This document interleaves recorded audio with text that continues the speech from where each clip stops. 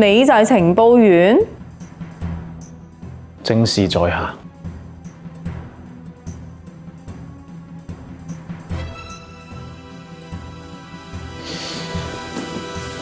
我呢一次接受任務係有備而嚟嘅。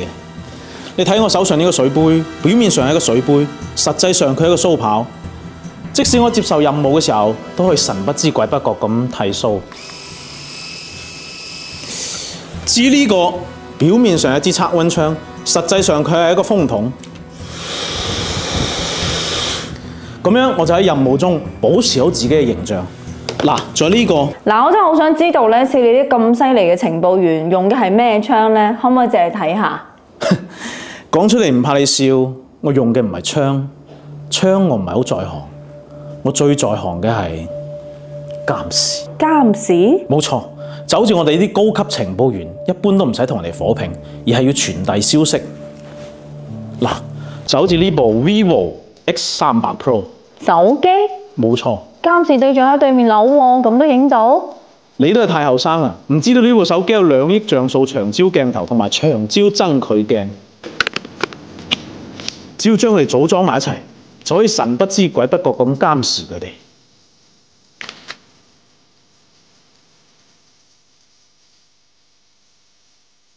科技有温度，吐槽有风度，测评很鬼畜。这里是主观独立不用方的黑丝科技，我是丝姐绵羊。现在各家的大杯旗舰陆续登场，你卷性能，我卷影像，各家各有各的强。那说到卷，上周刚发布的 vivo X300 Pro 带着摄影套装也强势登场，配置很美丽，但究竟值不值得旧机用户们换新呢？今天我们就找来了一位手持 vivo X100 Pro 的同事来跟我们分享一下他使用 vivo X300 Pro 的体验，看看新机能不能俘获这位只隔了2代的旧机用户。在视频开始前，丝姐先叠个甲，以下视频大多为主观观点，有不同意见的小伙伴可以在评论或弹幕一起讨论哦。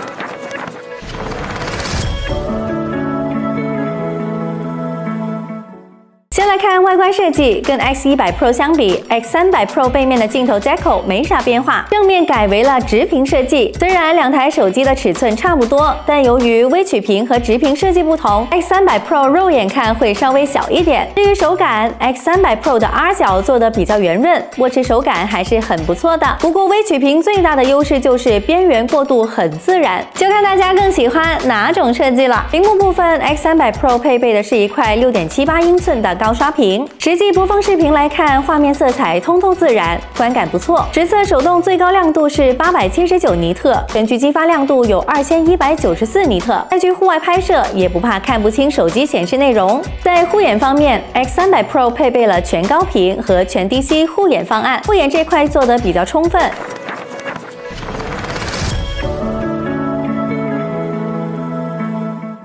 先来看纸面参数，对比上一代，感觉 vivo X300 Pro 的变化不大，但对于隔了2代的 X100 Pro 来说就有点大了。首先说一下后置的这颗2亿像素超级长焦摄像头，相比主摄和超广角，这颗长焦镜头日常被调用的频率还是相当高的。像我们同事就很爱用 vivo 的长焦镜头，也算是为了这颗长焦入的坑。点得来几张样张，能明显看到的是比之前 X100 Pro 的解析力是要好很多的，放大看细节也不会糊成一团。虽然放大到30倍拍摄会看到有算法介入的痕迹，但不会太过分。当然啦，要想拍到更稳定好看的演唱会照片，摄影套装自然是不能少的。物理外挂再加上2亿像素的加持，连小猫的毛发都能拍得很清楚。另外 X300 Pro 还支持超远距运动抓拍，这下不光是追星族狂喜了，打鸟爱好者也能减轻一点装备负担。不过超远距拍摄在日常生活中比较少用得到，最常用的还得是3.5倍的焦段，相比 X100 Pro 的4.3倍，3.5倍焦段的取景构图会更从容一点。可能是算法的介入，感觉 X300 Pro 的色彩还原度、对比度会比 X100 Pro 要高。既然说到人像，那就把其他焦段的人像也拿出来看看效果。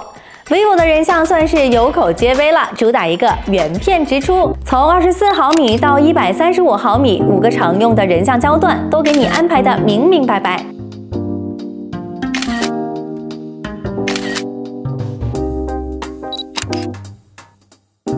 说完长焦，再来看看主摄和超广角的表现。最近几年，手机厂商们开始不再过分强调1英寸主摄，反而更看重算法和调教。就拿1英寸主摄的 X100 Pro 出来对比 ，X300 Pro 的表现基本不相上下，超广角的表现差距不大，白平衡跟主摄保持一致。除了后置长焦镜头像素变高 ，X300 Pro 的前置像素也迎来了升级。现在拿前置自拍清晰了不止1个度，不仅是像素提高，在前置拍摄这一块，vivo今年也下了不少的功夫，支持 4K 双视野录像功能，还可以在画面内调整曝光度。要是平时喜欢拍生活 vlog 的话，估计会比较爱用这个功能。不过这里也要注意 ，X300 Pro 的前置摄像不是 iPhone 的那种方形传感器，所以没办法竖着拍横屏视频。另外一个对我们拍摄很友好的功能就是 vivo 内置的 4K 60帧 vlog 滤镜，有冷焦人像和负片2种风格。自己个人比较喜欢的就是冷焦人像，冷白皮滤镜基本没有哪个女生会拒绝。如果更喜欢电影质感的拍摄成片，还可以打开电影人像去拍摄，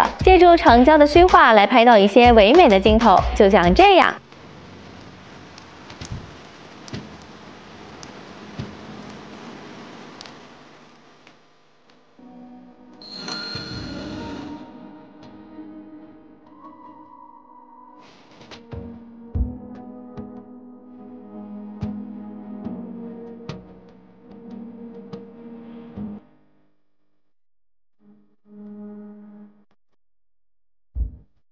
这样的拍摄效果，绅士们会给 vivo X300 Pro 打几分呢？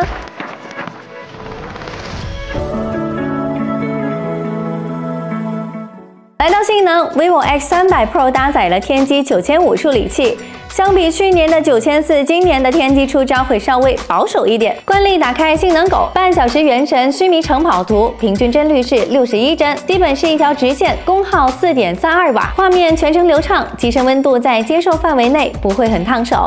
至于星铁，半小时跑图下来，平均帧率在58.8帧，功耗是6.5瓦左右。中后期会有轻微卡顿情况，靠近镜头模组的位置有点烫手。系统是 Origin OS 6，动画特效啥的都比较跟手流畅。自己比较喜欢的是 Live Photo AI 的消除功能，拍到好看的 Live 照片也不用担心有路人乱入啦。不过时间有限，系统功能就不展开细说了。感兴趣的小伙伴可以蹲一下之后出的系统体验哦。至于续航体验 ，X300 Pro 配备了6510毫安电池、90瓦有线快充和40瓦无线闪充的组合。3小时续航测试下来，只掉了34%的电，从0充到100%需要46分钟。虽然90瓦快充不算慢，但要是跟 X100 Pro 一样有100瓦的快充就更好了。最后是其他配置，什么超感震动马达、IP68 加 IP69 和立体双扬等等 ，X300 Pro 给的也比较足。不过这立体双扬的效果嘛，还是让小伙伴们自己来品一品吧。